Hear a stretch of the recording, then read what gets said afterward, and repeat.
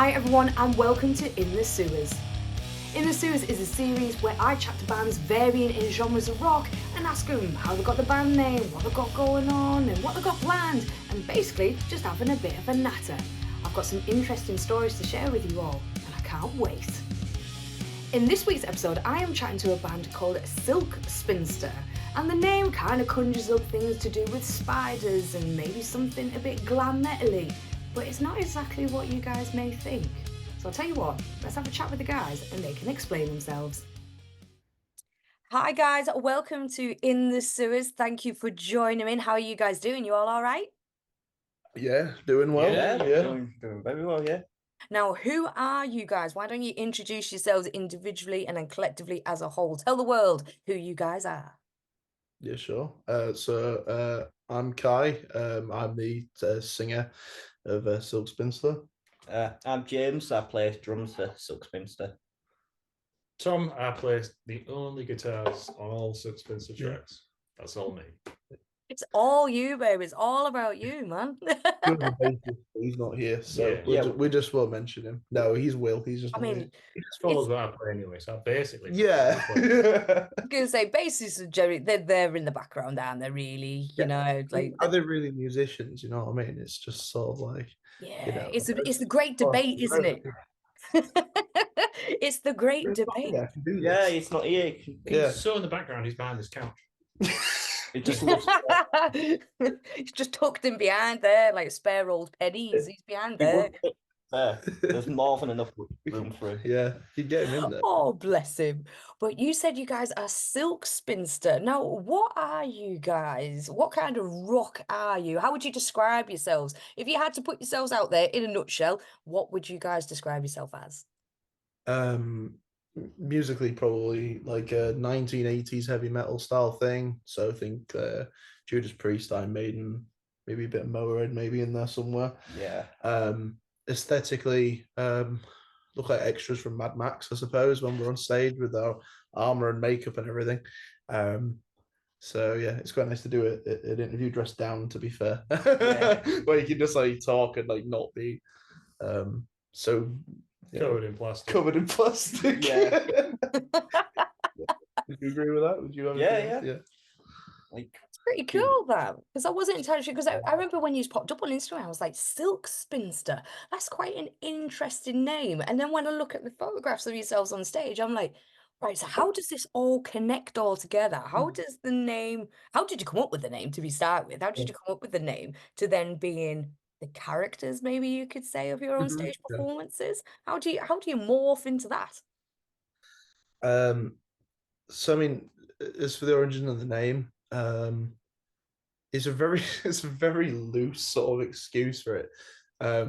In Hull, where we live, it was a different band then. Like both James and Tom and Will as well weren't actually in the band, and I said to the members then like, oh, we need something which is like reminiscent of where we come from. And we sort of pointed out there was a few things in Hull named after spiders, namely the nightclub, spiders from Mars and things like that. So we stuck with the spider theme. And Silk Spinster just sort of came to mind as like, you could have this almost like quite theatrical kind of thing. I think it also played with like sort of naming conventions of like Iron Maiden and things like that too, you know, where it's like material and then noun. And none of them liked it. And I just said like, they're like, nah, man. Nah. Trust me. And then they all left. And in 5 years' time, you guys all look different. You'll get it. Yeah, in 5 years' time, when you're not in the band, it'll be great. I promise. Yeah, and so we started off as like a sort of more like a glam type thing, which I suppose is why the name makes more sense under the lens of like a glam kind of idea. And hence half the leopard sat on the couch on the end. Yeah. No tiger even, mistakenly a tiger. I haven't got any glasses on, so I'm like... Just dressed like Dress that. down day, cool. No, yeah. Just bring out the tiger. Yeah, no Kevlar today, yeah. So it was started off as like a glammy type thing, which is why Silk Spinster probably makes more sense under that lens. But then I quickly figured that like I probably wasn't a pretty enough front man to do glam, so that's not going to work. So we went to like do with a British heavy metal style stuff. Well, we did the glam thing, but we all dressed differently. We didn't really have a uniform. It didn't really, yeah. So there's a lot of Right. videos like I'm very like leather and studs, Rob Halford type thing, and then how would I describe what you wear, Tom? Bit of everything. Bit of everything, Bit of bit of everything, nothing yeah. half Or the nothing, time, yeah, nothing just at all. Yeah, or very little. Just Kind leather. of like hot pants. Satchel out of Steel Panther. He just like rolls into an Yeah. 80s wardrobe and then just crawls out of something. Yeah. Yeah, exactly. And then James wore like full, very what we are today, like full almost like Yeah. Mad Max like armor. Yeah. And a mask and A mask. yeah, it's very hard to drum in, but we get there. And It then looks cool.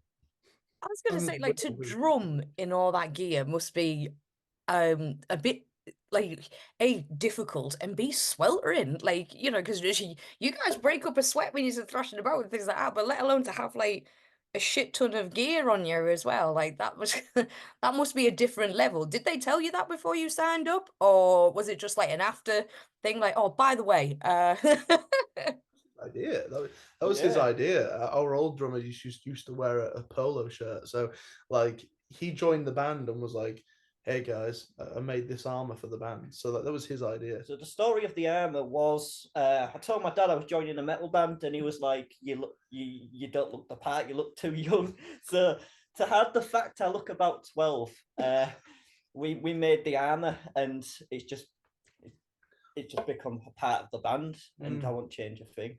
Mhm. well, if it works, you may as well keep going with it. I mean, look at Lordy. Like, they're a bunch of monsters running around on the stage. You know, that is one of the weirdest gigs I've ever been to. One day I was like, right, okay, we need to sort of figure this out. What are we doing? Because this is just like, you know, it looks like we're all playing Mr. Ben. Like we're all over the place in our uniforms. And I'm then we Mr. all- Judas Priest. I'm Mr. Yeah, Iron Man. wonderful. Yeah, we did a competition last year, Metal to the Masses, and one of the judges said, "Oh, it's like Judas Priest meet Twisted Sister meets whatever, meets like Motley Crue," and he was like, "Oh, okay, yeah, Judas Priest, Twisted Sister." You can like point at each individual member, and then we were like, "Okay, let's fix this." So yeah, maybe next time I can just say Silk Spinster. yeah, maybe next time, yeah. So we Yeah. just said, let's fix it. And the one person who like after every show, someone goes up to him and is like, "Your armor's sick," is James. So like, Yeah. right, let's go towards the drummer's armor. So we sort of brought it together there. So that's sort of where that came from. Also, who are you? Yeah. Who am I? Yeah. The mask has led to a few funny incidents. Yeah. We played a show in Sheffield, wasn't it, Corporation? Yeah. It was supporting Victorious. That was it, I'm yeah. there. He's got his Yeah. yeah. Nice shout out to Victorious there. Shout out to Victorious, yeah. And there's a group of people came up and asked for a photo afterwards. I'm like, yeah, sure, that was good. We all went over. There's this like big open area. Went over there with them out the way. Let's get this photo. And one of them turns to James and goes, "Hey man, can you take the photo?" Because they didn't know because he had a mask on. We were all thought it was joking. But he won. It was like, "No, can you take the photo of me in the band?" Oh, bless you. Right. took a Oh, lot of he's come here convincing. with his dad. I'll ask him to take the photo. Apparently, you went, "I'm fucking drummer." He was like, "Oh, He was like, "Oh, I'm sorry, man. I'm really And, sorry." it made me mad because I played my heart out, and no one knows. No Well, one they knew who he didn't was. realise. Yeah, and you've been kicked out of the club before too. Yeah, I've been kicked out of the club before. Yeah. We've been waiting to go on stage. We're like, "Where's the drummer?" And then you get a text message being like, "The bouncer kicked me out because he didn't think I was in the band." Yeah. You get me? Oh, Yeah. bless you. Wearing a mask, isn't it? Yeah. So you guys have been playing quite a few bits and bobs then. Like you said, you played at like the Corporation and then you did Metal to the Masses, and that's great feedback as well. Do you like it when you get feedback about your performance and stuff? Does that help you guys develop yourselves as a band and with your identity, with your music and everything like that? Do you prefer feedback? Yeah, I think it's always good to get feedback. I think something you learn pretty early on is like the type of feedback to listen to and the type of feedback just to ignore, because you definitely get both. It's always like a wake up call when someone's like a bit confused by you, which is what we got a lot, where they were just like, Yeah, you don't really know how you actually sound on stage to the audience or what you look like, so it's always very handy to have the camera tell you what it's like. Yes.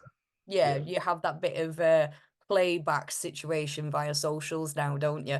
We always Anyway, record all of that stuff too, pretty much. There's a few gigs we haven't bothered, but we usually record it and then watch it back. And then we was actually watching some of our really old stuff before we came on interview just to pass the time. And just wincing all the way through it. Like our first gig's like, good God, that's awful. Yeah. You Yeah, know? I think I did pretty well. Yeah, you Yeah. were great. yeah, I'm sound me. Now I'm amazed. All you thought that crap.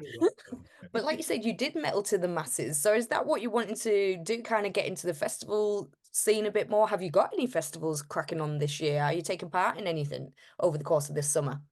The little biker ones, I guess. Yeah, we're doing some like smaller festivals for biker chapters and stuff in England in a minute, but we definitely want to get into the festival scene. Like we've really sort of been trying tooth and nail to sending music and messages and all like you do the sort of grind of trying to get in touch with people and hearing nothing back or whatever. But it is what it is. We met to the masses last year. We got to the final. And we're in it again this year, so hopefully we'll win. Fingers crossed. But yeah, we've got to do first. That we enjoy that type of gig the most, like the big group ones. Like, for me, a gig is very make or break because of the audience. Right. Even if it's a small audience, if they're involved, it's great. As soon as like an audience is just like, nah, or like if they just decided they're not playing, no matter how hard you try, because that does happen sometimes. Yeah. Like you'll do Yeah. a really good show and they're just like, I'm not, I'm not playing today. It does happen. I think after COVID, it's been worse too. Like crowds have got more stage fright than bands almost now, which is really weird. That's very interesting because there has been a lot of people who have said in similar terms the scene isn't quite what it was post-COVID, and like you said, people going to shows and things, people would rather just wait to the day to see how they feel and things like that, and they just get a little bit worried about going out to gigs, and like you said, sometimes gig goers are not as interactive as they used to be, and I don't know why that is. Like you said, it's kind of like gig fright, really, like gig audience fright. Yeah, so that's quite interesting. That's very interesting. Hey everyone, sorry to interrupt the interview mid-flow. I just wanted to say if you like this episode and you want to see more, then don't forget to hit that subscribe button down at the bottom of the page. And if you want to be the first to see the brand new episode of In the Sewers, then don't forget to ding that little old bell. So come on everybody, ring my bell and let's get back to it. Have you guys got any plans of bringing out any new music, or have you got some videos planned? Are you in the studio? What's lurking in Silk Spinster corner? We just released White Lines, haven't we? Yeah, just released a single a couple of days ago with a full music video. With a badass video. Nice, a nice badass video. I love that. I'll drop a link in the description for everybody to go and have a nosy at that. So is that just one single just out on its own, or is there plans for maybe a few more, maybe an EP? What are the grandeur plans for that? That's just the one on its own for now. But yeah, it's we're looking at sort of different ideas really. I mean, to be fair, we've got about probably 2 albums worth of songs which we can do, and it's just picking what to do in what order, because obviously it's expensive and you want to put your money and time in the right place, right? So but we've got the best part of an album recorded, I think, and then it's just mixing, mastering, figuring out which ones you want to do. So we might do it as an EP, we might do it as an album, we might just do lots of singles. I don't know yet, but we'll be releasing more stuff. Is the main thing. There'll be a lot more stuff coming out, and a lot more videos as well, because that was a lot of fun. Yeah, actually. got some stuff that's been remastered after changing producers. Yeah, we do actually. Yeah, so the stuff that's already out as well will get with the exception of the new one. It's probably going to be going back through the pipeline as well to get a nicer sound out of it. So A fresh lick of paint on it. yeah, exactly. Yeah, because the first single release is pretty rough now. It's pretty rough. It's just stood in the corner covered in tats. It is. Half a down a bottle of cider. It's like, oh, yeah, that needs sorting out, doesn't it? Sorting out. It needs to go to rehab or something. It's That sounds canny. Now, I have been asking a few of the people that I've had in the sewers whether they have a guilty pleasure band or artist, something that maybe people wouldn't expect you guys to listen to, or is there a band or an artist that everybody loves and you just can't get on board with it? You're like, "Do you know what? I don't get it." Is there one of them? So either of those two questions you can answer. Go on, Tom, you go first. It's kind of hard. I mean, I think you should do both and upset loads of people. Don't know. I really like the that Billy Ray Cyrus song. "Don't Break My Heart." I think Achy that's really breaky heart. Yeah, Yeah. boy. Love it. Shania Twain and stuff. I think they'd be great covers to do. I've managed to creep in Hot Stuff, Donna Summer. Yeah. We're playing that now, so I just Yeah, need to. we do- But we yeah, do the other play two, everyone's like, "Nah, we're not doing that." No, No. we might do it. We might do a Maybe. bit of Shania Twain. To do Shania Twain, yeah. Yeah, you do a bit of Shania It's Twain. basically a rock song. Yeah, It we're is. basically there. I was going to say, Shania Twain's husband at the time was Mutt Lang, and he produced AC/DC's Back in Black, Nickelback's Dark Horse. Who else did he do? Def Leppard's Hysteria. He did that as well. So, it's practically rock. She was banging it. So why not? Yeah. I mean, we already do a Donna Summer cover, so live, which always goes down well. So yeah, Yeah. we're pretty much there. Yeah. Ooh. I guess a band which You don't get maybe Behemoth. Behemoth. Okay. Yeah, they're like big black metal scene, but I just feel like there's a lot of black metal bands that just do a lot better. But yeah, they're pretty. That's an interesting one. I haven't had that one yet. That's very interesting. I like that. Watain, that's Bloodstock before Behemoth, and they kind of just blew the water out of them. Mm. I think they had a very cool stage set up. They had a lot of props which you couldn't see because they handled the lighting well. Mm. They had a lot of fire and stuff. And then Behemoth came out, and they just had like a stick with some fire on it. Fire. Little tea lights on it. And it was like, hey, the other guys, they had pyrotechnics, dude. You've been outside. Tea lights is pyrotechnic. Yeah.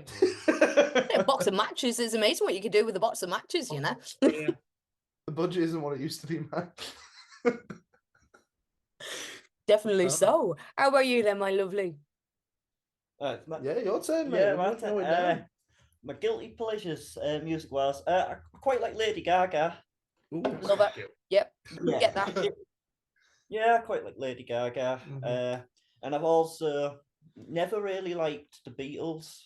That's not guilty. That's not guilty. That's just No, but I get that. No, I get that because I'm like I'm not a Beatles fan. Like I get what they did for music at the time. I'm grateful for that. But no, you stuck a Beatles album on, I'd be like, have you got anything Yeah. else?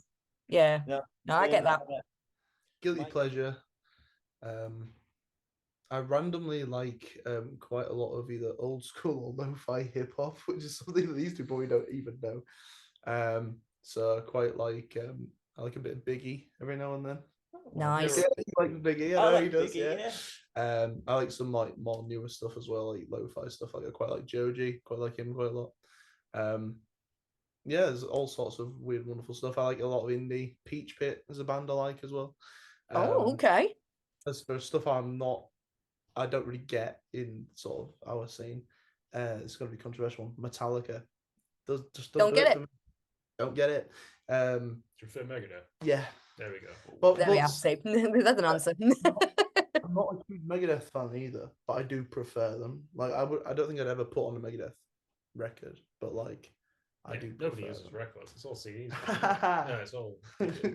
Cool, what a guy. It's all MP3s now. The .wav file, please. Yeah. But no, Metallica and the Beatles. I agree with the Beatles one actually. I forgot they existed until you said that.